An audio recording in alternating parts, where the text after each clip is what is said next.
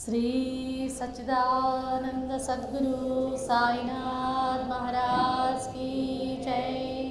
श्री सच्चिदानंद सद्गुरु अलवेलु मंगम्म सहित भरद्वाज महाराज की जय। जय साई मास्टर।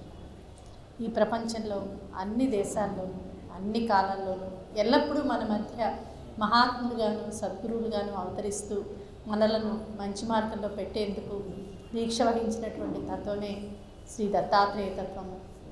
అటువంటి దత్తాత్రేయ స్వామిని మన హృదయాల్లోకి సాదరంగా ఆహ్వానించుకుందాం. అటువంటి దత్తస్వామి యొక్క పరిపూర్ణమైనటువంటి అవతారమే శ్రీ షిరిడి సాయినాథుడు. ఆయన నేటి మన జీవిత సమస్యలన్నింటికీ పరిష్కార మార్గంగా అవతరించారని పూజ్యశ్రీ మాస్టర్ గారు చెప్పారు. అటువంటి సమర్థ సద్గురు అయిన సాయినాథుని మన ఎదురుకుండా ఉన్నటువంటి పీఠం మీదకి మన హృదయాల్లోకి సాదరంగా ఆహ్వానిద్దాం.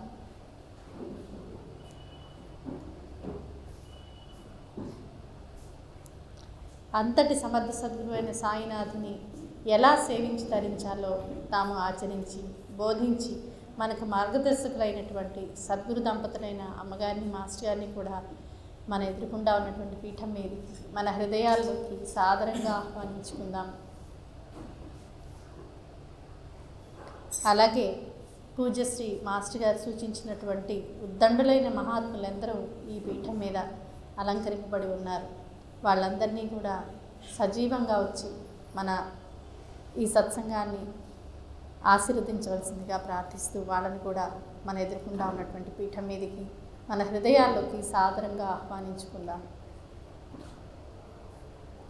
వీరంతా కూడా తమ చిత్రపటానికి భేదం లేదని భక్తులందరికీ నేటికి అనుభవాలు ఇస్తూ వస్తున్నారు కనుక ఇప్పుడు మనం చేసుకున్నటువంటి ఈ సత్సంగం వాళ్ళందరి పవిత్ర సన్నిధిలో చేసుకుంటున్నాము అనేటటువంటి గుర్తుతో శ్రద్ధతో భక్తితో ఈ సత్సంగాన్ని జరుపుకుందాం.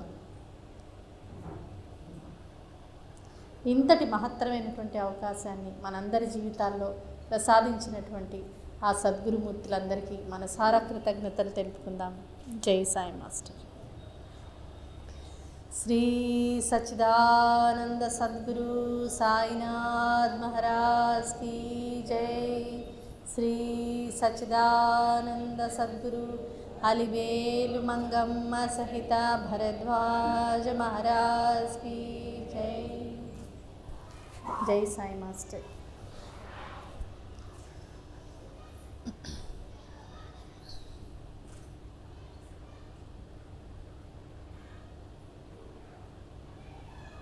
ఇక్కడ ఈ స్టేజ్ మీద సాక్షాత్తు సాయినాథుడు అలాగే మాస్టర్ గారు అమ్మగారితో పాటు ఎంతోమంది మహాత్ములు కొలువై ఉన్నారు. ఇట్లాంటి మందిరం జనరల్గా మందిరం ఒకటి ఏర్పడినప్పుడు ఆ మందిరం ఎప్పుడు సద్వినియోగపడుతుంది అంటే మనం దాన్ని ఎంత బాగా ఉపయోగించుకుంటే అంతగా ఉపయోగపడి సాక్షాత్తు భగవంతుని అనుగ్రహం మనకు కలిగేలా చేస్తుంది. అందుకనే తరతరాలుగా మనకి ఆలయాలు మన సామాజిక జీవితానికి ముఖ్యమైన అంశాలు అయ్యాయి. అయితే ఏంటంటే మాస్టర్ గారు లేదా అమ్మగారు మామూలుగా మన ఇంట్లో జరిగేటటువంటి చర్చల్లో కానీ మందిరాలు అసలు ఎట్లా ఉంటే బాగుంటుంది, అసలు ఏం చేసుకోవాలి మందిరం అనేది ఉంటే అనేది చర్చకు వచ్చినప్పుడు మాకు జరిగిన చర్చల్లో నాకు అర్థమైంది, మీ అందరితో పంచుకుంటాను. మనం సత్సంగం భజన గ్రంథం తీసుకుని చదివినప్పుడు ఏం చెప్తారంటే మాస్టర్ గారు, ప్రతి ఇల్లు సాయి మందిరం అవ్వాలి, ప్రతి హృదయం సాయి మందిరం అవ్వాలి, అందుకు ప్రతి ఇల్లు ఆ కేంద్ర బిందువు అవ్వాలి, అవి ప్రతి వాళ్ళం ఇంట్లో సత్సంగం చేసుకోవడం అనేటటువంటి మంచి అలవాటుని పెంపొందించుకోవాలి. ఎందుకంటే ఈ కాలంలో ఇప్పుడున్నటువంటి పరిస్థితుల్లో మంచి విషయాలు వినటం, మంచి విషయాలు మాట్లాడుకోవడం, చర్చించుకోవడం అనేది చాలా తక్కువ. మన కుటుంబాల్లో కానీ పిల్లలతో కానీ పెద్దలతో కానీ మనం మాట్లాడే లౌకిక వ్యవహారాలు ఎక్కువ ఉంటాయి. ప్రత్యేకంగా మనం తోటలాగా పెంచుకోవాలి సత్సాంగత్యాన్ని మాస్టర్ గారు రాస్తారు. ఎందుకంటే అది ఉండదు, దొరకదు కనుక. అందులో కలుపు మొక్కలు వస్తుంటే అవి పీక్ పారేసి చక్కటి తోటని మనమే మొలిపించుకోవాలి, సత్సాంగం అనేటటువంటి చక్కటి తోటని అని చెప్తూ మాస్టర్ గారు ఏం చెప్తారంటే, ఒకరోజు మనకి వ్యక్తిగతమైనటువంటి సాధన కొన్ని చెప్పారు మాస్టర్ గారు. ఏంటి? పారాయణ చేసుకోవడం, ధ్యానం చేసుకోవడం లాంటివి, హారతులు చేసుకోవడం, మన ఇంటి దగ్గర మనం ఎక్కడుంటే అక్కడ మనం చేసే ప్రతి పనిని భగవంతుని సేవగా మలుచుకోవడం, దానికి ఆలంబనగా లీలామృతం, గురుచరిత్ర, ఇతరత్ర మహాత్ముల చరిత్రల పారాయణలు. ఎందుకంటే వాళ్ళు ఎంత గొప్పవాళ్ళో తెలిస్తే అది మన మనసుకి ఎంతగా పడితే అంతగా శ్రద్ధ కలిగి అంత చక్కగా సేవించుకుని దాని ద్వారా సత్ఫలితాన్ని పొందుతాం కాబట్టి. అయితే ఇంతకీ మహాత్ములందరూ ఎందుకు వచ్చినట్టు ఆలోచిస్తే మనకి గురుచరిత్రలో మొదట్లోనే చెప్తారు. మహాత్ములందరూ ఎందుకు వస్తారంటే మనల్ని మంచి మార్గంలో పెట్టడానికి వస్తారట. అందుకని మనం చేసే ప్రతి సేవకి, ప్రతి సాధనకి మనకు నచ్చినట్టు మనం చేయడం ఒకటైతే వాళ్ళకి నచ్చేలా చేయడం ఒకటి. మనకు నచ్చడం జనరల్గా మనకి గ్రాండ్గా జరిగితే మనకి జరిగితే బాగుంటుంది. బాగా గురుపుని బాగా జరిగింది అంటే మన ఉద్దేశంలో ఏంటంటే చక్కగా చాలామంది వచ్చారు, చక్కటి అలంకరణ, చక్కటి కార్యక్రమాలు ఉన్నాయి, అలాగే ఎంతోమంది చక్కగా భోజనం చేశారు. ఆ రోజు ప్రసాదం చాలా రుచిగా ఉంది, ఎంతోమంది భోజనం చేశారు. సాయంత్రం దాకా వరుసగా కార్యక్రమాలు ఉన్నాయి, ఎక్కడ ఎటువంటి ఇబ్బంది లేకుండా చక్కగా జరిగిపోయింది అంటే మనకు బాగుందని అనిపిస్తుంది. కానీ జనరల్గా ఆలోచిస్తే మాత్రం మనం వచ్చి ఆ వైభవంలో కొట్టుకుపోతాం, కానీ నిజంగా భక్తిగా ఉన్నటువంటి సందర్భాలు చాలా తక్కువ. వచ్చిన ముందరంతా మనకు బాగా చేసుకోవడం దగ్గర నుంచి ఇవన్నీ ఏర్పాటు చేసుకోవడం దాకా ఇందులోకి వెళ్ళిపోయి అవి ఎట్లా ఉన్నాయో చూసుకుని దాని మీద విమర్శలు, ప్రశంసలు కురిపించేదాకా మనసు దిగజారిపోతుంది. కానీ వాళ్ళకి ఎట్లా ఇష్టం అని ఆలోచించామనుకోండి, ఇవన్నీ ఎన్ని చేసినా బాగానే ఉంటుంది, కానీ భక్తిగా ఎంత చేస్తావో అంతే లెక్క వాళ్ళకి. అంటే మనకుండే ఈ వికారాలన్నీ వాటిని అధిగమించి మన దృష్టి బాబా సన్నిధిలో ఉన్నట్టుగాను, ఆయన సన్నిధిలో ఆయన ఎదురుకుండా ఉంటే మందిరానికి వస్తాం, రాగానే మనకి వచ్చేటప్పుడు అక్కడి ఇంటి దగ్గర నుంచి మన మనసుని సరిగ్గా పెట్టుకోకపోతే ఏమవుతుందంటే మామూలుగానే నడుచుకుంటూ కబుర్లు చెప్పుకుంటూ వచ్చేస్తాం. ఇక్కడ దండం పెట్టుకున్న కాసేపు మన మనసు బాగుంటుంది, బాబాకి దండం పెట్టుకుంటున్నాం అనుకుంటాం. వెంటనే క్యూ కొంచెం పొడుగ్గా ఉన్నా, మనం తోసి ఎవరైనా ముందుకెళ్ళినా మన మనసు టక్కున చెదిరిపోతుంది. బాబా దగ్గర నుంచి పక్కకి వెళ్ళి మనం తొందరపడతాం, తోసుకుంటాం, ముందుకెళ్తాం. ఇవన్నీ బాబాకి నచ్చుతాయా? ఒక నిమిషం ఓర్పు వహించడం నచ్చుతుందా? అసలు మనం కూర్చుని ఉన్నాం అనుకోండి, మన దగ్గరికి వచ్చే వాళ్ళందరూ తోసుకుంటూను, పోటీలు పడుతూను, వంతులు పడుతూను ఉంటే నచ్చుతుందా? బాబా నాకు చెప్పారు, వంతులు కీచులాటలు నాకు అస్సలు ఇష్టం లేదు. అది ఎవరికి వాళ్ళం ఆ శ్రద్ధ నిలుపుకోవడానికి ప్రయత్నం చేసి శ్రద్ధగా చేసినప్పుడు ఏమవుతుందంటే అప్పుడు మన మనసు తిరిగి వెళ్ళాక కూడా ఇంకా ఆ బలంతో ఇంకొన్ని రోజుల పాటు మనం చెదరకుండా చూసుకోగలుగుతాం అన్నమాట. అందుకని ఏర్పాట్ల సంగతి ఎట్లా ఉన్నా ఇవన్నింటినీ చక్కగా చూసుకుంటున్నా అది మాత్రం మరవనే కూడదు. బాబా ఎదుర్కొంటా ఉన్నాం, ఆయనకి నచ్చినట్టు కూర్చోవాలి, ఆయనకు నచ్చినట్టు ప్రవర్తించాలి. బాబా ఎదుర్కొన్నా ఉంటే ఇక్కడ అరుచుకుంటూ మాట్లాడతామా, కబుర్లు చెప్తామా, పక్కన వాళ్ళు ఎలా ఉన్నారని అసలు ఆలోచిస్తామా? ఆలోచించడం కరెక్టా? ఆ కాసేపట్లో బాబాతోనే ఉన్నట్టుగా మనం భావన చేసుకోవాలి. ఎందుకంటే అసలు ఈ ప్రదేశం పెట్టుకుందే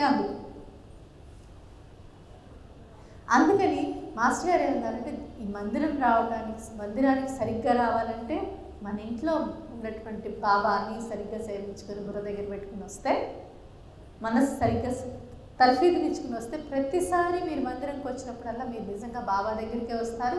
అలాగే ఇంటి దగ్గర నుంచి బయలుదేరి వస్తారు, అలాగే ఇంటికి వెళ్తారు, అలాగే నిద్రపోతారు. అంటే ఆ భావన ఎంతగా నిలుపుకుంటే అంత మంచిదని మనకి సత్సంగం భజనలో మాస్టర్ రాస్తారు. సత్సంగం అయిపోగానే హక్కుని వేరే మాటల్లోకి వెళ్ళిపోకండి. ఆ సత్సంగం తాలూకు శాంతిని మనసు నిండా నింపుకొని సాధ్యమైనంత వరకు అన్యమైనటువంటి విషయాలు మాటలే లేకుండా చూసుకోండి అని చెప్తారు కదా. అందుకు ముఖ్యమైనటువంటి విషయం ఏంటంటే, అది మనకి గుర్తుండటం. మనం వెళ్తున్నది ఎక్కడికి, ఎవరి దగ్గరికి వెళ్తున్నాం. లేకపోతే మన ఇంట్లో బాబా ఫోటో ఉంటే ఆయన అక్కడ కూర్చుని ఉన్నారనే భావన చేసుకోవడానికి ఆలంబనగా పెట్టుకున్నాం మనం. కాబట్టి ఆ ఆలంబనను మాత్రం మర్చిపోకుండా మన ప్రవర్తనని మార్చుకోవాలి. మామూలుగా మనం ఏం చేస్తామంటే, ఫోటో ఉంటుంది, అక్కడికి వెళ్ళి తుడిచేటప్పుడు, ఊది పెట్టేటప్పుడు, నైవేద్యం పెట్టేటప్పుడు, ధూపం వేసేటప్పుడు ఆ భావన నిలుస్తుంది. అక్కడి నుంచి ఒక్క నిమిషంలోనే మనం మామూలుగానే ప్రవర్తిస్తాం. ఇంకా చెప్పాలంటే ఆయన ఎదుర్కొండానే వంతులకి, కీచులాటలకి, తగ్గులకి, వీటన్నిటికీ వెళ్తాం కదా. మనలో ఉన్నటువంటి దుర్గుణాలన్నీ కూడా బయటకు వస్తాయి. వాటిని వచ్చాయంటే మాస్టర్ గారు ఏమన్నారంటే, వచ్చాయి కాబట్టి రాకుండా ఉండడం కాదు. ఇవి వస్తున్నాయి కాబట్టి నేను ఎలా సరిదిద్దుకోవాలని మహాత్ములు ఏమైనా చెప్పారా? వాళ్ళ బోధనలో ఎలా సరిదిద్దుకోవాలో చెప్పుందా లేదా?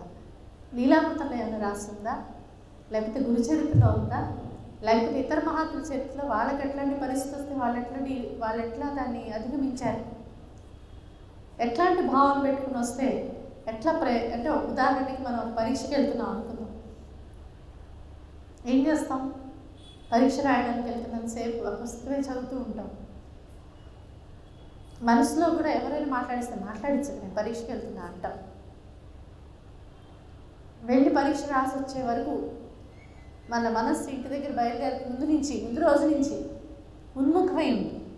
అలాగా మనం మందిరానికి వచ్చే ముందర నుంచే ఒక్క క్షణం ఇంట్లో ఆగి, ఇప్పుడు ఎక్కడికి వెళ్తున్నాం, మనం ఎలా వెళ్ళాలి, ఎలా వెళ్తే మనకిష్టం కాదు బాబాకి ఇష్టం, దానివల్ల మనకు వచ్చేటటువంటి ఉపయోగం ఏమిటి అనేది ఆలోచించుకుని కనుక మందిరానికి వస్తే అప్పుడు మందిరానికి వచ్చే తీరే మారిపోతుంది. అందుకు ప్రతి వాళ్ళం పక్కన వాడి భావన కూడా సరిపోకుండా జాగ్రత్త చూసుకోవాలని మాస్టర్ గారు చెప్పేవారు. అంటే మందిరానికి వచ్చాం, మన ప్రవర్తన ఎలా ఉండాలంటే, పక్కన వాడికి పక్కకి వెళ్ళినా సరే టక్కున అరే ఇలా కదా ఉండాల్సింది అనిపించేలాగా ఉండాలి. ఎందుకనంటే మనం ఏదైతే అంటే ఆ భావాన్ని డైల్యూట్ చేయడానికి, అంటే అది తగ్గడానికి మనమే కారణం, ఆ భావం నిలవటానికి మనమే కారణం. ఎందుకని మనం ఒకళ్ళు శ్రద్ధగా చేస్తున్నాం అనుకుందాం, రెండో వాడికి కూడా శ్రద్ధగా చేద్దాం అనిపిస్తుంది.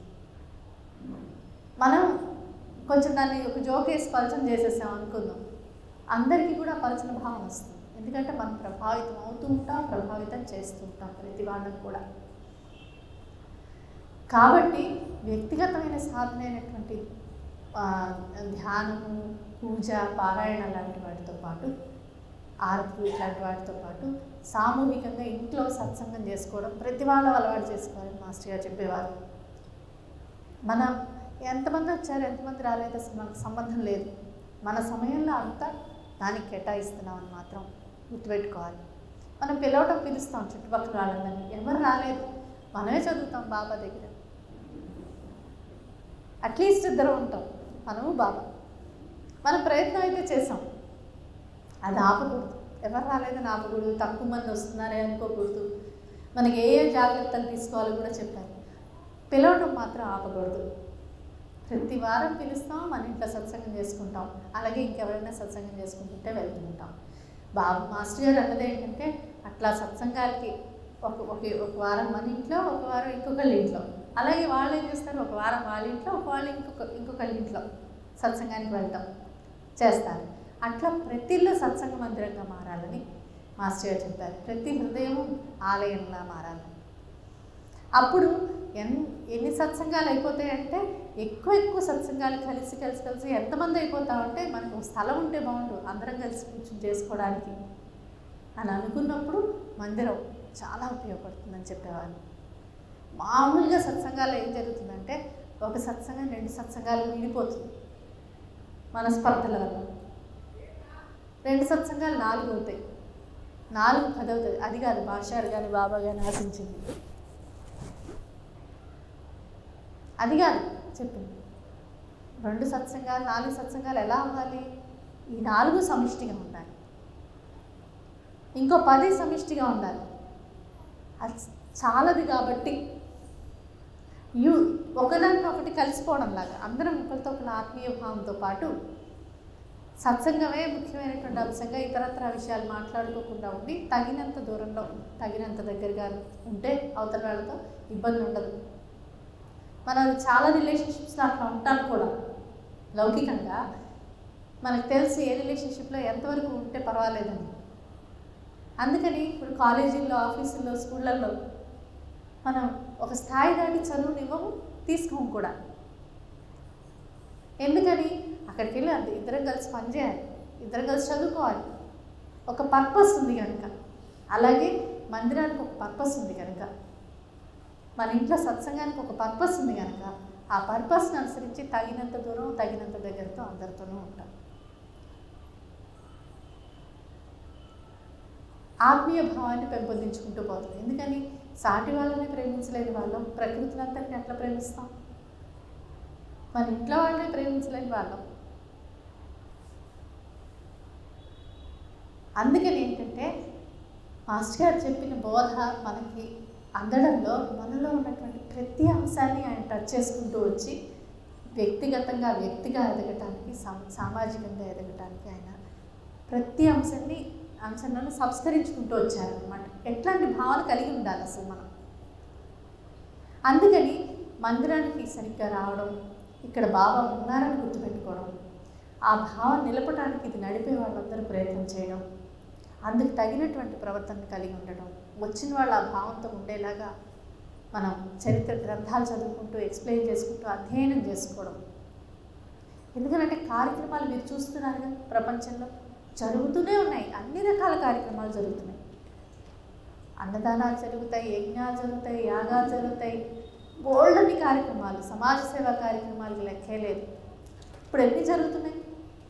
మామూలుగా దానికి మందిరాల ఆధ్యాత్మికత సంస్థల పేర్లోనూ జరుగుతున్నాయి, గుళ్ళతోనూ జరుగుతున్నాయి, అలాగే రాజకీయ సంస్థలతోనూ జరుగుతున్నాయి, సోషల్ సర్వీస్ ఆర్గనైజేషన్లోనూ జరుగుతున్నాయి. ఎవడి స్థాయిలో వాడు కొద్ది గొప్ప మంచి కార్యక్రమాలు చేస్తారు, కానీ మంచిగా అవ్వదు. మంచి కార్యక్రమాలు చేయటం వేరు, మంచిగా అవటం వేరు, మనిషి మారటం వేరు, మనిషి సంస్కరింపబడటం వేరు, కార్యక్రమాలు చేసుకోవడం వేరు. ఎందుకని? కార్యక్రమాలు చేయాలంటే మనలో ఉన్నటువంటి బలహీనతలన్నీ అట్లాగే ఉంచుకుని కార్యక్రమాలు చేయొచ్చు, ఉంటాయి కూడా చాలాసార్లు. లేకపోతే ఇన్ని మంచి కార్యక్రమాలు జరుగుతుంటే ఇంత చెడు ఎట్లా ఉంటుంది ప్రపంచంలో? చెడు చేస్తున్నవాడు కూడా బోల్డని మంచి కార్యక్రమాలు చేస్తాడు, గుళ్ళలు కట్టిస్తాడు, అన్నదానాలు చేస్తాడు, యజ్ఞయాగాలు చేస్తాడు, అన్నీ చేస్తాడు, యాత్రలు చేస్తాడు, అనాథ శరణాలయాన్ని నడుపుతాడు, వృద్ధాశ్రమాలను నడుపుతాడు, ఫ్రీ స్కూల్ ఉంటుంది, అన్నీ ఉంటాయి. గుణాలు మాత్రం మారవు. అది మనం సమాజంలో చూస్తూనే ఉన్నాం కూడా. అప్పుడు అది ప్రీతికరమా భగవంతుడికి ఆలోచించాం అనుకోండి. ఇవేమి ఎందుకురా బాబు, ముందర నువ్వు మహాత్ముల బోధనను అనుసరించి బతుకు చాలు. అందుకనే భగవంతుడికి ఏది ప్రీతికరం అంటే మనకి ఎప్పుడు పురాణాల నుంచి ఇప్పటి వరకు చెప్పింది ఏంటంటే భక్తితో చేసేటటువంటి ఏ కార్యక్రమమైన ప్రీతికరం. భావనే ముఖ్యం, భావనను అనుసరించి వచ్చేటటువంటి కార్యక్రమం ముఖ్యం. అది లేకుండా ఇది ఊరికేనే పిల్లల ఆటల బొమ్మలాగా ఆట లాగా, ఎందుకని అసలు విషయం ఉండదు కనుక. అందుకని ఏంటంటే మనం ఇంటి దగ్గర మహాత్ముల చరిత్రలు చదువుకుంటూ మనలో ఉన్నటువంటి దుర్గుణాన్ని ఆత్మవిమర్శ ద్వారా తెలుసుకుంటూ ప్రయత్నం చేస్తూ మారడానికి ప్రయత్నం చేస్తూ అందుకు ఆలంబనగా మనం సత్సంగాలు చేసుకుంటూ సత్సంగాలు చేస్తే మరి రకరకాల మంది వస్తారే మనం బాగుంటాం, పక్కన వాడు బాగుండకపోతే వాడు బాగుండకపోతే అమ్మగారు ఒకటే మాట అన్నారు, ఇదే మాట అంటే పక్కన వాడు బాగుండకపోతే నువ్వు బాగుండకపోవడానికి నువ్వు పెద్ద ఆధ్యాత్మికత ఏం చదవాల్సిన అవసరం లేదు. అవతలవాడు బాగుంటే బాగుంటావు, నువ్వు బాగుండకపోతే బాగుండకపోతే ఎవరైనా చేస్తారు. దాని ప్రత్యేకత ఏముంది? మనం సంస్కరింపబడినట్టు గుర్తు ఏంటంటే అవతలవాడు బాగాలేనప్పుడు కూడా మనం శాంతిని కోరుకోకుండా సరిగ్గా రెస్పాండ్ అవ్వగలిగే బ్యాలెన్స్ తెచ్చుకోవడం అంటే మన వ్యక్తిత్వంలో ఉండేటటువంటి దాని క్వాలిటీ. ఒక మనిషి ఎట్లాంటి వాడు అన్నాం అనుకో, మనకు వచ్చే భావాలు ఎట్లాంటివి, మనం చేసే పనులకి వెనకాల ఉద్దేశాలు ఎట్లాంటివి, మనకి ఏవి ఇష్టం అవుతున్నాయి, ఏవి కాలక్షేపాలుగా ఉంటున్నాయి, ఏవి చెడని తెలిసినా కూడా మనం అధిగమించలేకపోతున్నాం. వీటన్నిటి కూడిక కదా మన వ్యక్తిత్వం అంటే. ఆ వ్యక్తిత్వంలో క్వాలిటీ పెరగాలి, చక్కటి భావాలు రావాలి, చక్కటి నైపుణ్యం రావాలి. మన మన మన చక్కటి భావాలతో కాంప్రమైజ్ అవ్వకుండానే అవతల వారితో వ్యవహరించడం రావాలి. దానికి శక్తియుక్తులని ఉపయోగించాలి. నేర్చుకోవాల్సి వస్తే నేర్చుకోవాలి.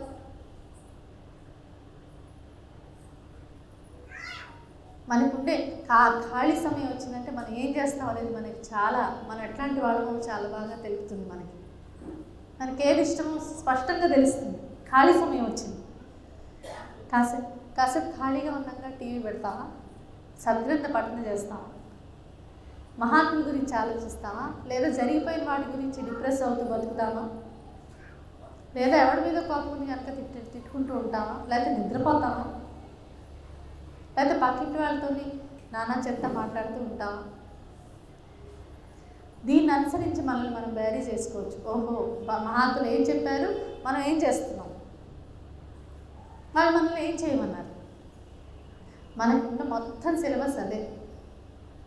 మనం ఉన్న పరిస్థితి నుంచి మహాత్ములు చెప్పిన పరిస్థితికి అవి అలవర్చుకోవడం మన వ్యక్తిత్వంలో. వ్యక్తిగతంగా అలవర్చుకుంటాం చాలా కష్టం కాబట్టి అట్లా అలవర్చుకోవడానికి ప్రయత్నిస్తున్న వాళ్ళతో స్నేహం చేయడం. అట్లాంటి వాళ్ళు ఎలా దొరుకుతారు? మాస్టర్ గారే అందుకు ఉదాహరణ. మాస్టర్ గారు ఏం చెప్పారు, మొదట్లో విద్యానగర్లో వెళ్ళినప్పుట సత్సంగం ఎట్లా అనిపించినప్పుడు ఆయన బాబా గురించి ముందర ఆయన మాట్లాడడం మొదలుపెట్టేవాళ్ళ. అది నచ్చినవాడు వస్తాడు, నచ్చినవాడు తలకాయ నొప్పిలా వెళ్ళిపోతాడు. అబ్బో వీడి దగ్గరికి వెళ్తే మాట్లాడతాడు. మనకి ఎప్పుడు ప్రాబ్లం వస్తుందంటే మన అవతల వాడికి నచ్చినవి మాట్లాడకపోతే వాడు వెళ్ళిపోతాడేమో మనం భయపడతానే. వాళ్ళకి అవన్నీ నచ్చవు కాబట్టి మనం బాబా గురించి మాట్లాడడం మానేస్తాం. మనమైతే మాస్టర్ అలా చేయలే, బాబా గురించి మాట్లాడుతూ ఉన్నారు. అప్పుడు అది నచ్చిన వాడు ఆయన చుట్టూ చేరారు. అది మరి కష్టం కదా. ఆత్మీయులైన వాళ్ళు రోజు వచ్చి టీకి నానా పిచ్చాపాటి మాట్లాడుకునేవాడైతే రోజు కలుస్తాడు కదా, వాడు రాడు రేపటి నుంచి. అయ్యో మన స్నేహితుడు రాడే, మనకు బాధ. అలాంటి స్నేహితుడు ఉండడం వల్ల మనకి జరుగుతున్న నష్టం మనకు తెలియదు కనుక మనకు ఉండేటటువంటి అమూల్యమైన సమయం రానే రాదుగా. గడిచిపోయిన సమయం రానే రాదు. మానవ జన్మే దుర్లభం అంటున్నారు.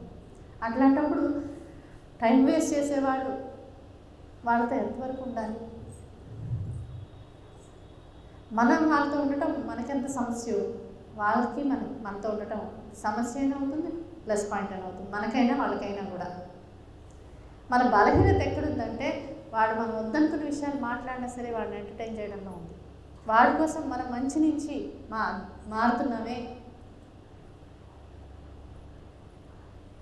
కొన్ని అత్యవసరమైన వ్యవహారాల విషయాలు అత్యవసరమైన వ్యక్తులతో అత్యవసరమైనటువంటి సమయంలో తప్పకపోవచ్చు. కానీ దాన్ని అడ్డేసుకుని మనం జీవితాంతా దానికి లొంగాల్సిన పనిలే. నిజానికి అట్లాంటి క్షణాలు చాలా తక్కువే ఉంటాయి. మనం అనవసరంగా మాట్లాడుతున్నట్టు అనవసరంగా కాలక్షేపం చేస్తున్నవే ఎక్కువ ఉంటాయి. ఎలా అయితే కష్టాల్లాగా నిజానికి చాలా మటుకు సుఖమే ఉండి కొంచెమే కష్టం ఉంటుంది ఎవరికైనా.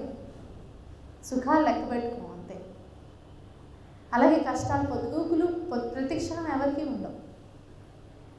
ఒక కష్టాన్ని పెట్టుకుని మనం తలుచుకుంటుంటే అది మన ప్రాబ్లం దాన్ని. అదే మనసు ఇంకోవైపు డైవర్ట్ చేసి చూపించారు మహాత్ములు. కష్టాలు అసలు వచ్చాయని కూడా తెలియకుండా గడిపేశారే. అంటే ఆప్షన్ ఉందనే కదా మనకి చెప్తున్నారు. అవన్నీ ఎట్లా వస్తాయి? వాడి చరిత్ర చదువుకుంటుంటే ఓహో ఈ కష్టం ఎవరైనా ఏదైనా పెద్ద మాట అంటే లేకపోతే పెద్ద కష్టమే తీసుకొచ్చాడు అనుకుందాం, నమ్మించి మోసం చేశాడు అనుకుందాం, తిప్పుకోలేరు చాలామంది. మహాత్ముల చరిత్రలు చదువుకోకపోతే తిప్పుకోనే లేరు. మహాత్ముల చరిత్రలో అట్లాంటి వాళ్ళు 100 మంది ఉంటారు. వీళ్ళ శాంతిని కొంచెం కూడా చెల్లింప చేయలేరు. వాళ్ళు అలా స్థిరంగా ఉండటమే కాకుండా హాయిగా ఉంటారు. ఎట్లా అంటే మామూలుగా మన జీవితాలను మనం చూస్తుంటాం కదా, ఎవరైనా వచ్చి తిట్టంగానే వాడు పోతే పోయాడు అనుకునేవాడు ఉంటాడు, ఒకటి పట్టుకుని ఏడ్చేవాడు ఉంటాడు, వాడిని తలుచుకుంటే చాలా కోపం వచ్చేవాడు ఉంటాడు, వాడు పైకి వెళ్ళిపోయినా సరే వాళ్ళు తలుచుకుంటే కోపం వచ్చేవాళ్ళు ఉంటారు. అప్పుడెప్పుడో వాడు ఎప్పుడో చేశాడు, వాడు పైకి కూడా వెళ్ళిపోయి ఉంటాడు. అయినా ఇప్పుడు వాడిని తలుచుకుంటే ఇప్పుడు కోపం వస్తుంది మనకి. అది ఎంతటి తెలివి తక్కువతనమో, దానివల్ల ఎక్కువ సఫర్ అవుతున్నది మనమే. ఎంతగా గుర్తు చేసుకుని దాని గురించి బాధపడతామో అంతగా బాధపడుతున్నది మనమే. అంత తెలివి తక్కువగా ఉన్నది మనమే. ఎందుకని ఆ కష్టం లేదు, ఇప్పుడు ఆ మనిషి లేడు, అసలు ఆ సందర్భమే లేదు, మళ్ళీ రాదు కూడా. రానప్పుడు మన మనసులో మళ్ళీ మళ్ళీ అనుభవించడానికి మనం సిద్ధంగా ఉన్నాం. దాన్ని ఆ సంఘటన జరిగిపోయింది 100 సార్లు మళ్ళీ మనం అనుభవించడానికి రెడీగా ఉన్నాం. ఇంకోటి చేయొచ్చు, ప్రతి వాళ్ళకి ఆ చాయిస్. ఎంత ఉన్నతంగా అయినా జీవితాన్ని గడపచ్చు. ప్రతి వాళ్ళం మంచి ఉన్నతమైన భావాలు కలిగి ఉండొచ్చు. అప్పుడు ఉన్నతమైన భావాలు కలిగి ఉన్న వాళ్ళతో మాత్రమే సంపర్కం పెట్టుకుంటే అట్లాగే మనం తయారవుతాం. అదే సత్సాంగత్యంలోని ముఖ్యమైన ఉద్దేశం. మనం ఎట్లాంటి వాళ్ళతో తిరిగితే అట్లా తయారవుతాం. ఎందుకని అట్లా తయారవకపోతే అట్లాంటి వాళ్ళతో తిరగలేదు. దానికి ఆ బలహీనత మనలో ఉంది కాబట్టి అట్లాంటి స్నేహితుల్ని మనం ఎంచుకుంటాం. మనం చిన్నప్పుడు స్కూల్లో తెలుస్తుంది మనకి, చదువుకునే పిల్లలందరూ ఒక బ్యాచ్ అవుతారు, చదువుకునే పిల్లలందరూ ఒక బ్యాచ్ అవుతారు, అల్లరి చేసే పిల్లలందరూ ఒక బ్యాచ్ అవుతారు, ఎగ్గొట్టి తిరిగే వాళ్ళందరూ ఒక బ్యాచ్ అవుతారు, కాలక్షేపాలకు వెళ్ళేవాళ్ళు కొంతమంది ఉంటారు, వ్యసనాలకు వెళ్ళేవాళ్ళు కొంతమంది ఉంటారు. మనం చదువుకున్న సమాజంలో మనం చూడొచ్చు, ఆ జడ్డీలు కట్టడంలో కూడా వాళ్ళ సంస్కారాలు పనిచేస్తూ ఉంటాయి. మనం అది గుర్తించి మనకి అది రివర్స్లో కూడా పనిచేస్తుంది. మనం ఎట్లాంటి వాళ్ళతో తిరుగుతామో అట్లాంటి స్వభావం మనకు వస్తుంది. కాబట్టి మనం సత్సంగాన్ని తోటలాగా పెంచుకోవాలి. వాళ్ళతో తిరగటం, వాళ్ళ గురించే మాట్లాడటం, సత్సంగం కావాలనుకునే వాళ్ళతో తిరగటం, సత్సంగమే కావాలనుకోవడం, మనం ఎక్కడుంటే అక్కడ మన మాటలు సత్సంగం అయ్యేలా చూసుకోవడం, అందుకు మన భావాలు సత్సాంగత్యంతో కూడి ఉండటం, అంటే మహాత్ముల గురించి స్మరించి మానసికంగా వాళ్ళతో జీవించడం. అది చేయడానికి ఇప్పుడు ఇక్కడ ఉందనుకోండి, బాబా అంటే ఇష్టం ఉన్న వాళ్ళు ఇక్కడికి వస్తారు. ఆల్రెడీ సగం మంది ఫిల్టర్ అయిపోయారా లేదా? వేరే వాళ్ళు రారుగా. బాబా అంటే ఈయనేదో గొప్పవాడు అనుకున్న వాళ్ళే వస్తారు. బలవంతం మీద పిల్లలు ఎవరైనా 2-3 రావచ్చేమో, అయినా కూడా వాళ్ళ అమ్మ మాట కాదనలేక, వాళ్ళ నాన్న మాట కాదనలేక, అంతో ఇంతో పోనీ వెళ్దాంలే, వెళ్ళకూడని ప్రదేశం అయితే కాదుగా అనుకునే వస్తారు. ఆల్రెడీ సగం పైన అక్కడ ఫిల్టర్ అయ్యారు. ఇక్కడికి వచ్చి కూర్చున్నాం, ఈ వారం ఏం చేస్తారు, మీరేం చేస్తారు, ఇంకా మాస్టర్ గారు అడగని ప్రశ్నల్లో అదొకటి. మన ఇంట్లో ఆ ప్రశ్నే లేదు, ఎప్పుడూ లేదు. మీరేం చేస్తారు, మీరు ఏ ఉద్యోగం చేస్తారు, మీకు ఏ ఆస్తిపాస్తులు ఉన్నాయి, మీరు ఏ కులం వాడు, ఈ మాట అసలు మన ఇంట్లో లేనే లేదు. మాస్టర్ మాట్లాడంగా నేను అసలు చూడలేదు, అమ్మగారు మాట్లాడంగా కూడా చూడలేదు. ఏం మాట్లాడేవారు? మీకు ఎలా బాబా పరిచయం అమ్మా, మీరేం చేస్తారమ్మా పారాయణ, ఇక్కడికి అసలు ఎందుకు వచ్చాము, ఇక్కడ మనం ఏం చేసుకుందాము, రేపు పోనీ మన ఇద్దరికి ఖాళీ ఉంది, కాసేపు ఈ గ్రంథం చదువుకుందామా, లేదా నెక్స్ట్ గురు పూర్ణిమ వస్తుంది దీక్ష చేసుకుందామా. మన మాటలు అటు డైవర్ట్ అయిపోవాలి. బలవంతంగా అయినా సరే, అంటే మనకి అలవాటు లేదు కాబట్టి కొన్ని రోజులు బలవంతంగా అనిపిస్తుంది మనకి. తర్వాత తిరిగి చూసుకుంటే ఎందుకు మాట్లాడేవాళ్ళం, చెత్త మాట్లాడి మనం చెత్త వాళ్ళతో ఎందుకు తిరిగేవాళ్ళం, ఎందుకంత టైం వేస్ట్ చేసుకోవడం నిజంగా బాధేస్తుంది. ఆ మూల్యమైన సమయం అయిపోయింది కదా. ఇప్పుడు ఎంత హాయిగా ఉన్నాం, అంతకుముందు చిన్న కష్టానికి చాలా బాధపడేవాళ్ళం. బాధపడని వాళ్ళతో తిరుగుతుంటే చాలా మంది బాధపడం. అంతే చేయాల్సింది. నిజంగా మనకు ఒక కష్టం వచ్చింది, మనకంటే కష్టాల్లో ఉన్న వాళ్ళని చూడండి. వాళ్ళలో కొంతమంది తలుచుకోకుండా హుషారుగా ఉన్న వాళ్ళు కూడా ఉంటారు. మనుషులు మన పాతకాలపు మనుషులకి కష్టాలు మనుషులకి కాబట్టి మానలకు వస్తాయి అనేది వస్తుంటాయి. కష్టాలు వస్తుంటాయి, సుఖాలు వస్తుంటాయి, మన పని మందే. మనం ఏం చేస్తాం, ఒక కష్టం కానీ మన పనులు ఆపేసి చతికిలు పడి దాని గురించి బాధపడుతూ గడుపుతాం. ఇవి చూడటానికి మామూలు విషయాల్లో అనిపిస్తాయి, కానీ ప్రాక్టీస్లోకి రాగానే మన జీవితం ఆ జీవితానుభవం మనకు బాగుంటుంది. అది గొప్ప విషయం. మహాత్ముల బోధనలు అత్యంత గొప్ప విషయం ఏంటంటే మనం నిజంగా సిన్సియర్గా ట్రై చేస్తే మాత్రం అందులో కొన్ని వాక్యాలు మన జీవితాలకి కొన్నైనా సరే ప్రయత్నిస్తే వెంటనే మన జీవితానుభవం మారుతుంది. కష్టం కాకుండా పోతుంది. ముందర సరైనటువంటి వినటం, సరైన వాళ్ళతో తిరగటం చేతవుతుంది. అందువల్ల ఆటోమేటిక్గా మన ఒరే ఒక గంట ఖాళీ ఉంది, అది అలా సినిమాకి వెళ్ళొద్దాం అనేవాడు వదిలితే రేపొద్దున వచ్చి చెవిటమ్మ చరిత్ర చదువుకున్నాం. చిన్న పుస్తకం, సాయిని ఎందుకు సేవించాలి, చాలా రోజులైంది చదివి మాస్టర్ రాసి చదువుతాను రా అన్నాడు అనుకో, నేను సినిమాకి పోతాను అనిపిస్తుంది. వీళ్ళతో తిరిగామనుకోండి, సినిమాకి వెళ్తానంటే నేను గంట ఉంటే చదువుకోవచ్చుగా అనిపిస్తుంది. మన మనస్సు అలా పనిచేస్తుంది. అంత బలహీనంగా ఉంటాం మనం. కాబట్టి బలం మనకు పక్కన వాళ్ళ నుంచి కూడా కావాలి. అంత బలహీన నిజంగా స్థిరమైనటువంటి మనసు కలిగిన వాడైతే ఏంట్రా సినిమా అంటావు, వెళ్తే నువ్వు వెళ్ళు నేను రాను అంటాం. నేను ఒక సినిమా గురించి ఉదాహరణ చెప్తున్నా. కాలక్షేప మాటలు కూడా ఇంతే, టీవీలో సీరియల్స్ చూడటం కూడా ఇంతే, సినిమాలకు వెళ్ళటము ఇంతే, చీరల గురించి, నగల గురించి, వంటల గురించి మాట్లాడుకోవడం కూడా అంతే. వాటికి ఎంత ఇంపార్టెన్స్ అంతవరకే.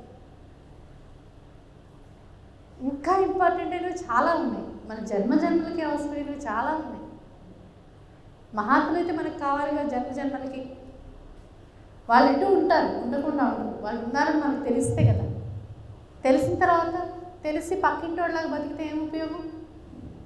సేవించుకుంటే కదా. ఆ సేవించుకునే వాళ్ళల్లో కూడా వాళ్ళు విసిగించే వాళ్ళ సేవించుకుంటే ఏం ఉపయోగం? సరిగ్గా సేవించుకోవడం చేతవ్వాలిగా. అప్పుడు కదా సార్థకత మనకి. ఎంత నేర్చుకోవాలి, మనకు అసలు తీరికే లేదు, ఖాళీ సమయమే లేదు, ఇంకా తోచకపోవడం ఎక్కడ. టైం సరిపోదు మనకి, టైం సరిపోదు. మహాత్ముల గురించి తెలుసుకుని ప్రయత్నించడం మొదలెడితే దానికి తోడు జీవితం చాలా బాగుండటం మొదలవుతుంది. సంబంధం లేకుండా, అవతల పరిస్థితి సంబంధం లేకుండా మన జీవితం మనకి చాలా బాగుంటుంది. ఎందుకని?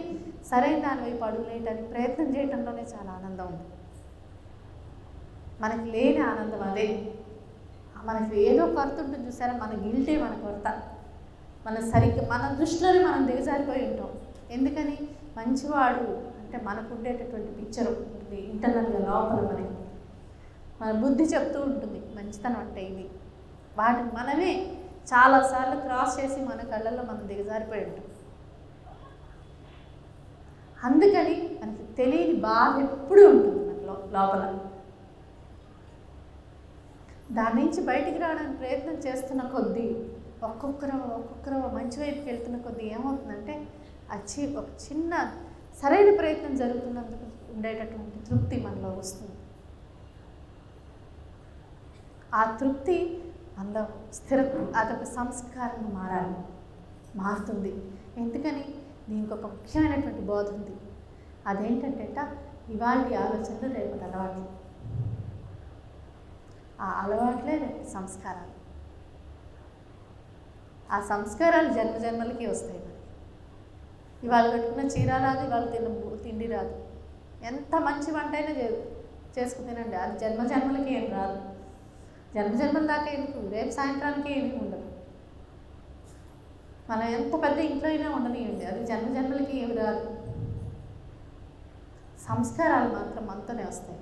సంస్కారాలు అంటే ఏదో పెద్దవాడు అనుకుంటాం మనం.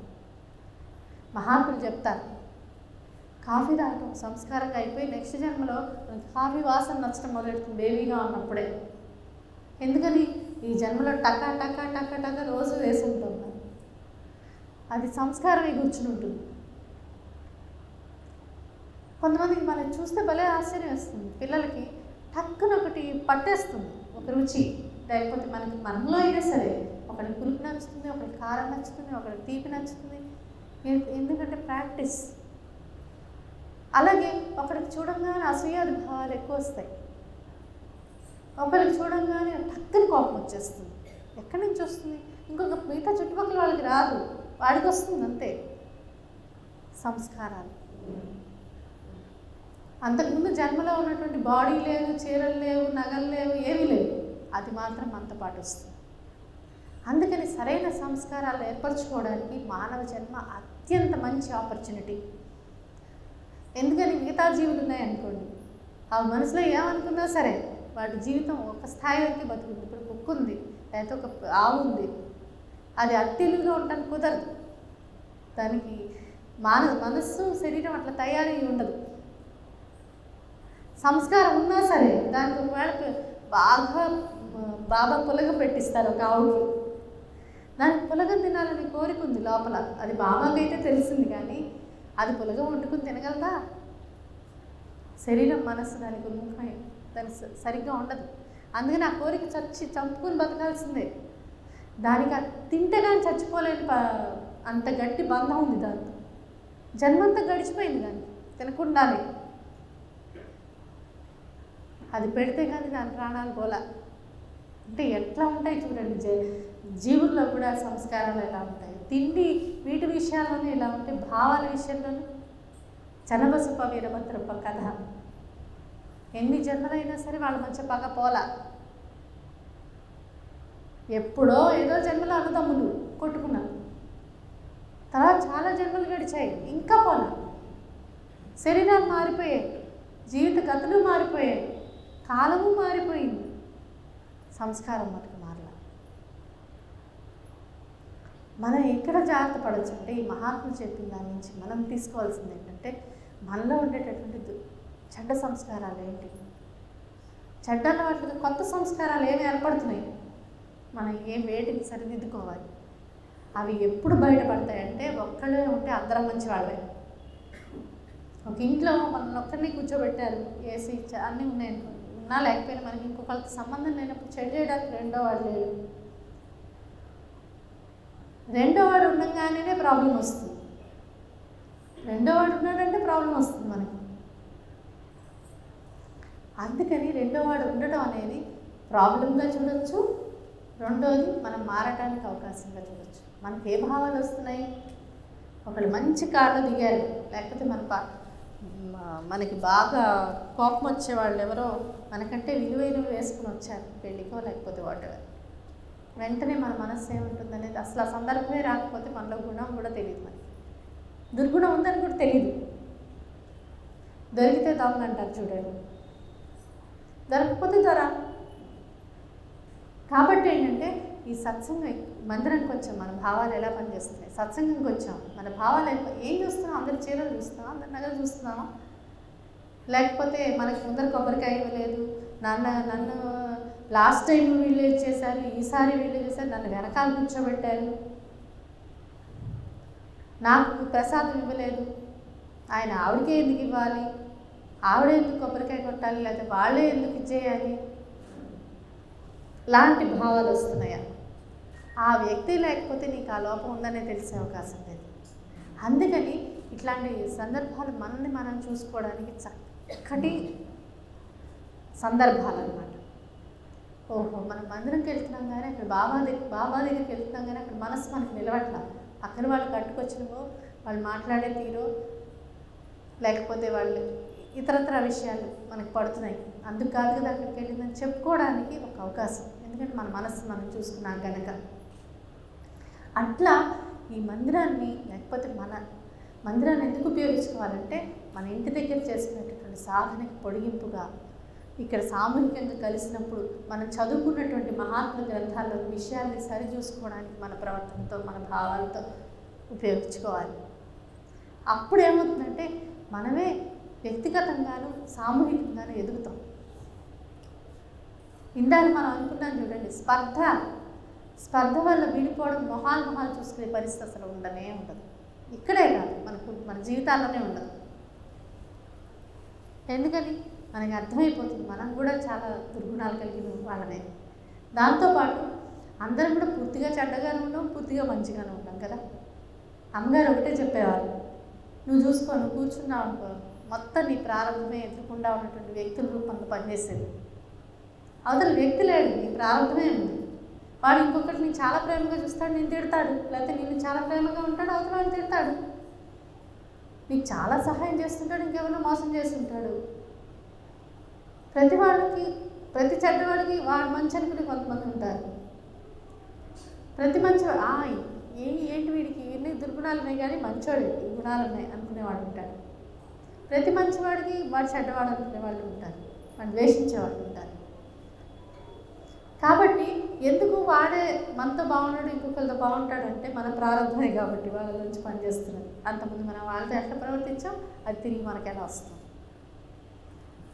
అప్పుడు అసలు రెండో వ్యక్తి ఎక్కడున్నాడు? మన ప్రారంభం మనం తప్పిస్తే. అది గుర్తుపెట్టుకున్నప్పుడు ఏమవుతుందంటే, అది గుర్తుపెట్టుకోవడం చాలా కష్టం కదా అని మనకు అనిపించవచ్చు. కానీ మహాత్ముల చరిత్రలో ఎంతగా చదువుతూ ఎక్కువసేపు వాళ్ళతో స్పెండ్ చేస్తామో రోజులో అంతగా సులభం. ఎందుకని మన సాంగత్యం మహాత్ములతో ఉంది కనుక. అందుకని రోజులో ఎక్కువ భాగం మహాత్ముల సన్నిధిలో గడపాలి. ఎట్లా గడుపుతాం? వాళ్ళ బోధనలు స్మరించుకుంటూ, వాళ్ళ బోధనలు చదువుకుంటూ, అట్లా మాట్లాడుతూ మనసులో మాత్రం వాళ్ళ సన్నిధిని మర్చిపోకూడదు. ఎందుకని స్మరణ చేసిన చోట వాళ్ళ సన్నిధి ఉంటుంది కనుక దాన్ని మర్చిపోకుండా మనం చేసే నిత్యం చేసే పనుల్లో కూడా చాలా మటుకు మనసు పెట్టి చేసే పనులు తక్కువే ఉంటాయి, అలవాటు కొద్ది చేసే పనులు ఎక్కువ ఉంటాయి. ఆఫీస్ పని ఉందనుకోండి, ఆఫీస్ పని చేసే సమయం కొంత ఉంటుంది, మిగతా సమయం ఇంట్లో మనం మనసు పెట్టి చేసేది అలవాటు అయిపోతుంది. మనకి బట్టలు వేసేయటం, వంట చేసేసేయటం, ఎక్కువగా ఆలోచించాల్సిన పనిలే. అప్పుడు నానా అనవసరమైన ఆలోచనలన్నీ చేస్తుంది మనస్సు. కాబట్టి ఆ మనసుని తీసుకొచ్చి సన్నిధిలో మహాత్ముల సాన్నిధ్యంలో గడపడం అలవాటు చేసుకుంటే మన సత్సంగం మహాత్ముల తోడే నడుస్తూ ఉంటుంది. ఆ సత్సంగానికి మన పక్కింటి వాళ్ళు రావచ్చు, మన ఇంట్లో కుటుంబ సభ్యులు రావచ్చు కాక. మీకు అర్థమవుతుంది అనుకుంటాను నేను చెప్తున్నది. మనం నిత్యం వాళ్ళ మహాత్ములు చెప్పింది చదువుకుంటూ దాని గురించి స్మరిస్తూ ఉండే ఆ సత్సంగంలో మన నిత్య జీవితంలో జరిగేటటువంటి కార్యక్రమాలన్నీ జరుగుతూ ఉండొచ్చు కాక వాళ్ళ సన్నిధిలో. అప్పుడు ఏమవుతుందంటే మనసు అంతకంతకి పవిత్రం అవుతుంది. వాళ్ళ ప్రభావం ఎక్కువ, పరిస్థితి ప్రభావం తక్కువ అవుతుంది. పరిస్థితులను ఎట్లా తీసుకోవాలనేటువంటి బోధ కూడా వస్తుంది. అందుకు ఉదాహరణలు కూడా చాలా ఉంటాయి. వాళ్ళకి ఈ రమణ మహర్షి ఇట్లా ఆలోచించేవారు, రామకృష్ణ పరమహంస ఈ సందర్భంలో ఈ భక్తుడికి ఇలా చెప్పాడు, ఆయన ఇలా చేశారు, ఆయన ఏదైనా ఆలోచించినప్పుడు ఇట్లా మనకి మాస్టర్ జీవితంలో చాలా సందర్భాలు మనకి ఎగ్జాంపుల్స్గా వస్తాయి అన్నమాట. మన స్మృతుల్లో చూస్తే తెలుస్తుంది మాస్టర్ ఎంత ఓర్పుగా ఉండేవారు, ఎంత సహాయం చేస్తూ ఉండేవారు, ఆయన ఎట్లాంటి వ్యతిరేకమైన పరిస్థితులు ఎంత ప్రశాంతంగా ఉండేవాళ్ళు. చదువుతున్నంతసేపు మనం ఆయన సన్నిధిలో ఆయన స్మరిస్తూ ఉంటాం. మనకు ఒక ఉదాహరణ వచ్చేసింది, ఒక సందర్భంలో ఎలా రియాక్ట్ అవ్వాలి, ఎలా రెస్పాండ్ అవ్వాలి ఒక సందర్భానికి. అట్లాంటి ఉదాహరణలు ప్రతి అంశం మీద మనకి మహాత్ముల చరిత్రలో బోల్డ్ దొరుకుతాయి. వాటిని అనుసరించి మనం కోపంగా ఉండాల్సిన అవసరం లేదా, దీన్ని ఇట్లా ఉపయోగించుకోవచ్చా, ఇట్లా ఆలోచించుకుంటే మనలో ఉండేటటువంటి బాధ తగ్గుతుందా, ఇట్లా ఆలోచించారా మహాత్ములు అనే విషయాలు తెలుస్తూ ఉంటాయి. అట్లా తెలుస్తూ ఉన్న దాంట్లో మందిరానికి వచ్చినప్పుడు ఇక్కడ జరిగేటటువంటి కార్యక్రమాలు దానికి దోహదపడేందుకు మళ్ళీ భగవంతుడు మనకి మాస్టర్ గారు రాస్తారు ఏమని, ఈ ప్రకృతి ఏదైతే విశ్వామిత్రుడు లాంటి వాడిని కూడా పడేసిందో సాయి భక్తుడికి మాత్రం చేయబట్టి అదే నడిపిస్తుంది. ఎందుకని అన్ని రూపాల్లో తానే ఉన్నానని బాబా నిరూపించినట్లు మరే మహాత్ముడు నిరూపించినట్లు అనిపించదు రాస్తారు. అంటే మనం నేర్చుకోమంటున్న విషయాలు ఏంటంటే ఇవన్నీ, వీటి కాలంబనగా ఈ మందిరం ఇవన్నీ అవి ఏదో మనం చేయవలసిన పని చేస్తున్నప్పుడు ఈ ఆలంబనలన్నీ మనకు చాలా ఉపయోగపడి మనం తేలిగ్గా ముందుకు తీసుకెళ్ళేందుకు ఉపయోగపడతాయి. అందుకని ఇట్లాంటి విషయాలన్నింటినీ జాగ్రత్తగా స్మరించుకుంటూ అడుగులో అడుగేసుకుంటూ వెళ్ళాలి. ఒళ్ళు దగ్గర పెట్టుకుని ప్రయత్నం చేయాలి. మనం ఫెయిల్ అవ్వచ్చు 100 సార్లు. ఎందుకని మన సంస్కారాలు మన పుట్టినప్పటి నుంచి ఇప్పుడు దాకా ఉన్న అలవాట్లు అవన్నీ మనకి ఎదురుగా ఈ ప్రయత్నంలో మనకు అడ్డుపడుతూ ఉండొచ్చు కాదు. అవి ఎంత అడ్డుపడుతున్నాయో అంతగా మనకి ఆ బలహీనతలు ఉన్నాయని అర్థం. లేకపోతే అసలు తెలిసే అవకాశం లేదు. కాబట్టి అవి కూడా ప్రసాదాలే మనకి. ఎందుకు? మనం బాగుపడేందుకు. ఒక వ్యక్తి వచ్చాడు, రాగానే ఈర్ష్య కలిగింది. అరే నాకు ఈర్ష్య ఉంది కదా, ఈర్ష్య ఉందిగా ఇప్పుడు నాకు, ఏంటి నాకు ఈ గుణం ఉండటం. మహాత్ముకి ఇట్లా ఈర్ష్య వచ్చినప్పుడు ఏం చెప్పారు? అది తెలుసుకోవడానికి గ్రంథం చదవండి. రోజు చేసే బడబడ పారాయణ అవ్వదు అది. అప్పుడు మొనాటనస్ కూడా అవ్వదు. అరే రోజు చేస్తున్నాం, అలవాటు అయిపోయింది, దీని నూతనత్వం లేదనిపించదు. ఎందుకని? మన సమస్యకి సమాధానం అందులో ఉంటుంది కనుక. అప్పుడు బోధ సజీవమై మనలో మార్పును తీసుకొస్తుంది కనుక. ఆ మార్పు కోసమే ఋషుల దగ్గర నుంచి వాటి దాకా ఎప్పటి నుంచో మహాత్ములు తరతరాలుగా దత్తస్వామి వస్తూనే ఉన్నారు ఈ భూలోకంలో, అన్ని దేశాల్లో, అన్ని కాలాల్లో. ఎప్పుడు ఆయన ప్రయత్నం అంతా ఒకటే, ఇట్లాంటి సంస్కారాలు అధిగమించేటటువంటి బోధ చేయడం, ఉదాహరణలను చూపించడం, మనుషుల్ని ఇన్ఫ్లుయెన్స్ చేయడం, సరైన మార్గంలోకి తీసుకురావడం. ప్రయత్నం చేస్తున్న వాడికి విపరీతంగా రక్షణ కల్పించడం. ఎందుకని? మనం ఒక అడుగు వేస్తే 100 అడుగులు వాళ్ళు ఎలా వేస్తారంటే, ప్రకృతి అంతా వాళ్ళ స్వరూపమే కనుక పరిస్థితులన్నీ మారి మనం సరైన మార్గంలో వెళ్ళేందుకుగా దోహదపడతాయి. అది చూడడానికి లౌకికంగా కష్టాల్లాగా మనకు కనిపించవచ్చు, కానీ వాళ్ళకి అనిపించదు. అసలు మాస్టర్ గారు ఉన్నారనుకోండి, నన్ను అడిగితే మాస్టర్ అసలు కష్టాలే అనిపించలే, మనకు అవి కష్టాల్లో అనిపించాయి. ఎందుకని? ఆయన కష్టం కాకుండా పోయింది. ఎట్లా అయిందంటారేమో. ఎప్పుడు నేను చెప్పే ఉదాహరణ, చిన్నప్పుడు చిన్న ఘాటు తగలంగానే వేలు ఇట్లా పట్టుకుని 100 రోజులు తిరిగి ఉంటాం మనం ఏడ్చుకుంటున్నాం. ఇవాళ ఒక చిన్నది రాగానే నేను చిన్నదే కదా అనుకుంటాం మనం. మనకెందుకు అట్లా జరిగిందంటే మనకు అంతకంటే పెద్ద దెబ్బలు ఎక్కువ జరిగింది, ఎక్కువ తగిలాయి కాబట్టి ఆ చిన్న దెబ్బ అని మనం అంటాం.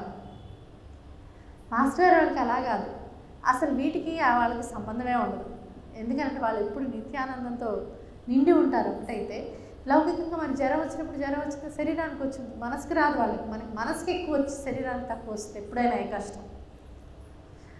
అంటే ఒక జ్వరం వచ్చిందంటే మన మనసుకి బాగా జ్వరం వచ్చేస్తుంది. అయ్యో నాకు జ్వరం వచ్చింది, ఇప్పుడు ఇది ఎట్లా తగ్గుతుంది, దాని చుట్టూ బ్యాగేజ్ చాలా ఉంటుంది. ఎవరైనా ఏదైనా తిట్టారనుకోండి, ఏముంది చిన్న మాటే కదా అనిపించదు మనకి. అమ్మో నన్ను తిడతాడా, వాడిని ఎప్పుడు ఇలా అన్నాను, నేనెంత ఓర్పుగా ఉన్నాను, నన్నే అనాలా, ఇదంతా ఎక్కువ కష్టపడతాం మనం. వాళ్ళకి ఏ సందర్భాన్ని ఎంతవరకు తీసుకోవాలో తెలుసు. ఒకటైతే ఎలా ఇది వచ్చిందా, దీన్ని మనం ఏం చేయాలి ఇప్పుడు మనం ఏం చేయాలనేదే ప్రయత్నంగా ఉంటుంది. దానికి బాబా చెప్పినటువంటి బోధలు ఆలంబనగా ఉంటాయి.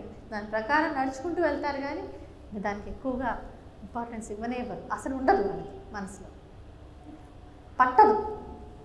పట్టనంతటి బ్రహ్మానందంలో తేలియాడుతూ ఉంటారని అవధూత 24 గురువుల నుంచి నేర్చుకున్నప్పుడు అవధూత స్థితి గురించి చెప్తారు. శీతోష్ణాలు లెక్క చేయకుండా ఆయన చెట్టు కింద హాయిగా పడుకుని ఉంటాడు. మనకేమో చలేసేస్తుంది, మనకి ఎండ వచ్చేస్తుంది, మనం ఏసీలో తప్ప ఉండలేము, ఫ్యాన్ లేకపోతే ఉండలేము. మహాత్ములు ఎలా ఉంటారంటే వాళ్ళకి అసలు చలే వేయట్లేదు, ఎండే వేయట్లేదు కనుక అట్లా ఏదైనా సాధ్యం. అది వద్దనుకోవడం కాదు, వాళ్ళకి సహజంగానే అలా లేదు.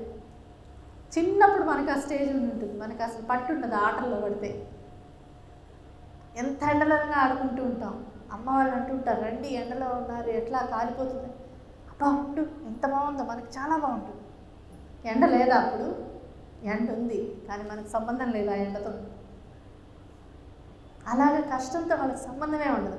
మనకు చూస్తే భక్తులు ఇంత కష్టం ఎలా పడ్డాడు రా వీడు అనిపిస్తుంది. అలాగే అనవసరం ఏమీ పట్టలేదు వాళ్ళకి. మనం అవసరం అనుకున్న ఆస్తిపాస్తులు కానీ, పరువు ప్రతిష్టలు కానీ, కీర్తి కానీ, ఇవన్నీ మనకు చాలా ఇంపార్టెంట్గా అనిపిస్తాయి. అవసరం వాళ్ళకి ఇంపార్టెంటే కాదు, అవసరం పట్టనే లేదు మనకి. అవన్నీ పట్టకపోవడం మనకు వైరాగ్యంగా కనిపిస్తుంది.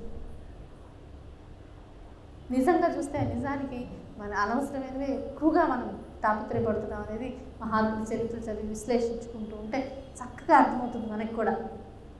అందుకనే నైతికంగా మార్పు వస్తుంది మనకి మహాత్ముల చరిత్ర చదివి పారాయణ చేసి సిన్సియర్గా ట్రై చేస్తే. లేదా మహాత్ముల గురించి ఎంత చదువుకున్నామో అంత చదువుకున్నామనే అహంకారంలో కూడా వెళ్ళొచ్చు మనం. అదొక బలహీనతను గుర్తించి మళ్ళీ తిరిగి మనం ఏదో ఒక రోజు ప్రయత్నం చేయక తప్పదు. ఇదొక ముఖ్యమైన అంశం. మహాత్ముల బోధలు లేకపోతే మాస్టర్ గారు లాంటి వాళ్ళ జీవితాలను చూసినా, వాళ్ళ బోధనని చదివినా, ఇంతమంది మహాత్ముల గురించి తెలుసుకున్నా మనలో రావాల్సింది ఏంటంటే ఇంతమందిని చూశాను, అది అన్ని చదివాను, ఎన్ని చదివాను అని అందరితో చెప్పడము, దాని నుంచి గొప్ప పొందడము, దాని నుంచి అందరి నుంచి గౌరవము, కీర్తి, ప్రతిష్ట, ఇంకేంటి ధనం, సౌకర్యాలు పొందే బలహీనత వైపుకైనా వెళ్ళొచ్చు. ఎంత చదువుకుంటే అంతగా ఆ బలహీనత వైపుకి, అహంకారం వైపుకి వెళ్ళొచ్చు. అంతగా వినయ సంపన్నుడై మహాత్ములకి నచ్చేటట్టుగా తయారవ్వచ్చు. ఆ చాయిస్ మనకి ఎప్పుడూ ఉంటుంది. ఇదేమో బలహీనత, అదేమో బలం. ఇటు ఈ పాండిత్యాన్ని ఉపయోగించుకుని అహంకరించడం బలహీనత. చూడ్డానికి అది బలంలా అనిపిస్తుంది. ఒకడు బాగా పండితుడు బ్రహ్మాండంగా మాట్లాడతాడు, సమన్వయం చేసి చెప్పేస్తాడు, మనకి తోచనటువంటి ఆధ్యాత్మికతను మాట్లాడగలడు అనుకోండి. ఎక్కువ మంది పొరపడతాడు ఆయన ఆత్మజ్ఞాని అని. అట్లా కాకుండా తనకి తెలిసిన వాటి వల్ల సంస్కరించుకోవడం వైపు పడ్డాడు అనుకోండి, నిజానికి ఆయన అవధూతల్లాగా, మహాత్ముల్లాగా వాళ్ళు హాయిగా ఉంటారు. వాళ్ళ దగ్గరికి వచ్చిన వాళ్ళకి ఆ పరిమళం అందుతుంది అంతే. వాళ్ళు ప్రత్యేకించి అందరి దగ్గర ప్రదర్శించాలని చూడరు అసలు. అందుకని ఈ విశ్లేషణని మాస్టర్ గారు చక్కగా చెప్పి నకిలీ ఆధ్యాత్మికతకి, సరైన ఆధ్యాత్మికతకి తేడా చాలా స్పష్టంగా చెప్పినటువంటి అరుదైన మహాత్ములు ఒకరు మాస్టర్ గారు. ఇంతమంది మహాత్ముల్ని చూసి, ఇంతమందిని చూసిన తర్వాత మనం అహంకరించాలా, సంస్కరింపబడాలా? అహంకారం ఇంకా తగ్గిపోవాలి సరిగ్గా ఉన్నామంటే లెక్క. మాస్టర్ గారు లాంటి నిరాడంబరత, వినమ్రత అలవడాలి. అది మళ్ళీ బేలతనంగాను, మళ్ళీ బలహీనంగాను కాదు, ఒక ధర్మమైనటువంటి నడవడితో కూడినటువంటి నిర్దుష్టత.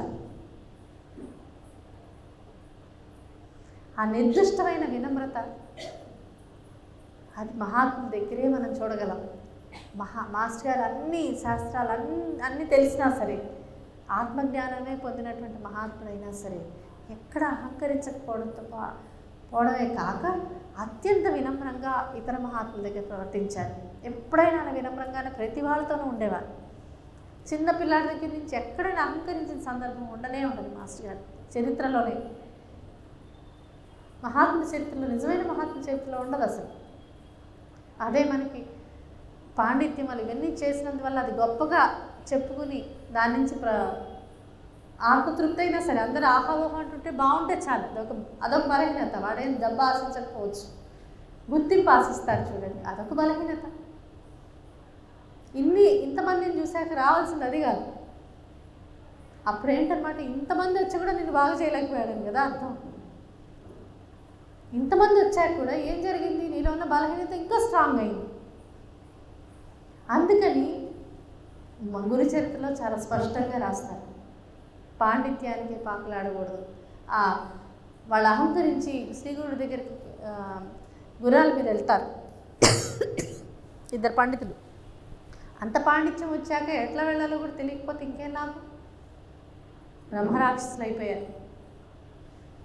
అంటే అన్నీ చదువుకుని థియరిటికల్గా అన్నీ తెలిసినా పరమ దరిద్రంగా ఉండొచ్చు అని అర్థమవుతుంది. వాడు మామూలుగా చదువుకోపోయినా ఉన్నా బాగానే ఉండేది, మరి బ్రహ్మరాక్షుడు అయ్యేంత పాపం చేసి ఉండేవాడు కాదు. రావణాసురుడు ఉన్నాడు, అన్నీ చదువుకున్నాక రాక్షసుడిగా ఉంటే వాడు ఏమైనా బలహీనుడు, వాడు ఏమైనా వివేకవంతుడా? అసలు మామూలు వాడి కంటే ఘోరం అర్థం. అంత తపస్సు చేసి, అందుకని తపస్సు చేయడం వల్ల మంచి వస్తుందని అనుకోకూడదు. మంచి వచ్చాకే తపస్సు చేయడం మంచిది, అది మాస్టర్ గారు చెప్పింది. అందుకని బాబా చెప్పింది కూడా అదే. నిజానికి చాలా చిన్న విషయాలే చాలా పెద్దవి. అవి సంస్కరించుకోకుండా యజ్ఞదాన తపస్సులు చేస్తే అవి పడకపోవడమే కాకుండా హానికరంగా కూడా తయారవుతాయి. దాన్ని చూపిస్తాయి రాక్షసుల వృత్తాంతాలన్నీ. కాబట్టి అట్లాంటి వాడు తపస్సు చేయాలి, మంచివాడే తపస్సు చేయాలి. కొందరు మంచివాడు అవ్వాలి. అందరం మంచివాళ్ళు అయితేనే అందరికీ బాగుంటుంది. అది మాస్టర్ గారు వాళ్ళు ఆశించింది.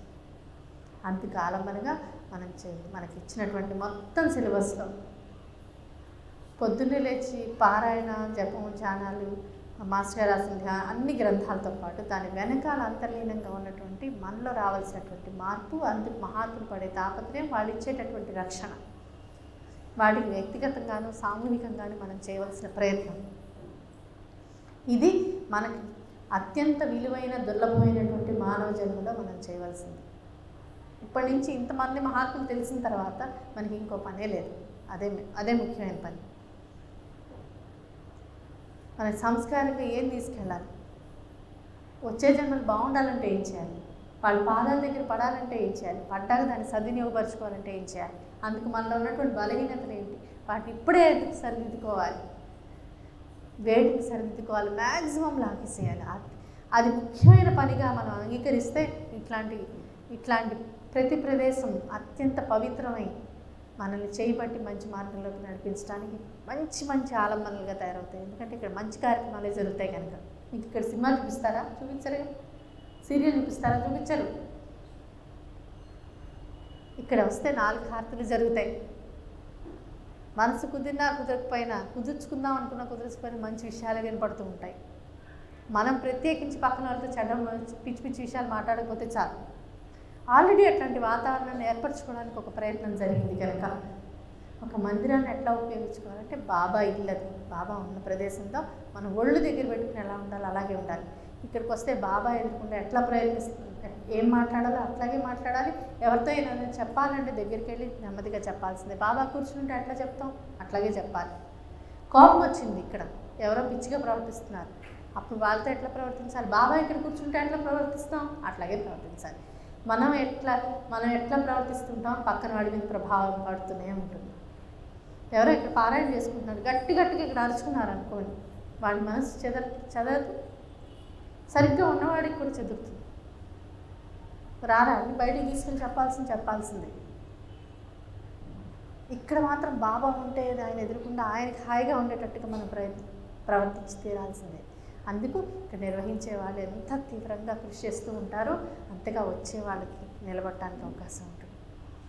పరస్పర సాధనలు, వచ్చేవాళ్ళు ఎంత శ్రద్ధగా వస్తుంటారో వీళ్ళకి ఆ కరెక్షన్ జరుగుతూ ఉంటుంది. అంత అద్భుతమైన కేంద్రాలు ఇట్లాంటి బాబా మందిరాలు లాంటివి. అవకాశం ఉన్నప్పుడల్లా శరీరాన్ని తీసుకొచ్చి ఇక్కడ పడేసి దాన్ని ఉపయోగపరుచుకుంటూ ఉండటమే. ఆ ఉపయోగపరచుకోవడానికి హోంవర్క్ ఉండకపోతే ఇక్కడికి వచ్చి పిచ్చిగా ఉంటాం కాబట్టి ఇంటి దగ్గర జాగ్రత్తగా ఉండటమే. అలా మన ఇల్లు బాబా మందిరం అయితే ఎలా ఉంటాం అలా ఉండాలి, బాబా మందిరంకి వచ్చినప్పుడు ఎలా ఉండాలి. ఈ రెండింటికి ఆలంబనగా మన మనస్సు బాబా మందిరమే. మన మనసులో బాబా కూర్చుంటే ఏ ఆలోచన రావాలో వాటినే రానివ్వాలి, ఏ అలవాట్లు కావాలో అవే రానివ్వాలి, అవే చేయాలి. అప్పుడు ఒకదానికొకటి ఉపయోగపడుతూ మన జీవితం ముందుకు వెళ్ళిన కొద్దీ ఇంకా అద్భుతంగా తయారై సంస్కారవంతంగా తయారై మంచి సంస్కారాలతో నెక్స్ట్ టైం వెళ్ళి మాస్టర్ లాంటి వాళ్ళు దొరికితే ఇప్పుడులా ఉండవు, ఇంకా మంచి సంస్కారాలతో వెళ్తాం కాబట్టి ఇంకా బాగా ఉపయోగించుకోగలుగుతాం. అలా మనందరం ప్రయత్నించాలని, అందుకు మాస్టర్ గారి చేయూత మనకి జన్మలకి శిక్షణ రూపంలో వచ్చి మనందరినీ జన్మలకు చేయి పట్టి నడిపించమని మహాత్ములందరినీ చేశాయి. శ్రీ సచ్చిదానంద సద్గురు సాయినాథ్ మహారాజ్ की जय। శ్రీ సచ్చిదానంద సద్గురు అలివేలు మంగమ్మ సహిత భరద్వాజ మహారాజ్